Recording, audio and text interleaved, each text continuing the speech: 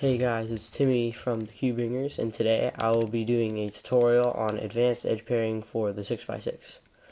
What this method is you're going to pair up your edges normally, but you will not be reverting your centers back to normal after you pair an edge. So first you want to find two edges, if you can, that are together and in the same orientation. So I see the two yellow and blue edges, so I'll find the other two. Here's one, so I'll put that in line, and here's the second one, so I'll line that up. So now go ahead and line up your four edges like so, and then before you uninsert it, you want to look in these middle layers for two edges that are together. Now here, I'm lucky, I actually have three. So what we want to do is when we uninsert this edge that we've just formed, we want to find the other red and white edge piece, and so we can line it up and make another edge. So the other piece is here, so you take it out and then put in the edge that you want to match up, and then you go ahead and match it up,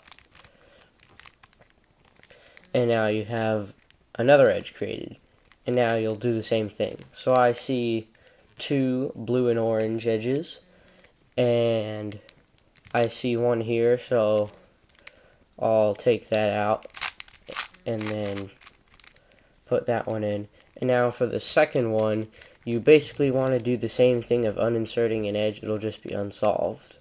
But in this case, this edge is already here, but it's flipped. So what you want to do is simply use the flipping algorithm, or flip this edge around so you can line it up properly with your other three edges. So you do the flipping algorithm, and now it is in proper alignment, and you can go ahead and match up your four edges. And now I see we have white and orange. We have two of those edges, so I'm going to find one of them. So one's right here. And then uninsert your solved edge and reinsert it with the edge that you want to pair up with your other two edges. And the last one is right there. So go ahead and just do the same thing with this edge, basically, or whichever edge, just so you can get it in the proper alignment without messing up your centers. And then match them up again. And now I see two red and blues, so find the other two. Here's one, so I'll go ahead and switch that out with my solved edge. And the second one is right here, so do the same thing with an unsolved edge, and then match them up. And okay, so I have two green and oranges, so here's one, and now we uninsert the solved edge and put in the edge we want. So the last one's right here, and put it in that way. We have all our edges lined up again. Match them up, and look for our next two. And always be aware of how many edges you have left, because you want to stop when you only have one left, and then when you switch out the one, it doesn't really matter, and you'll see that later. So we have this, and I see two yellow and orange edges, so go ahead and find those.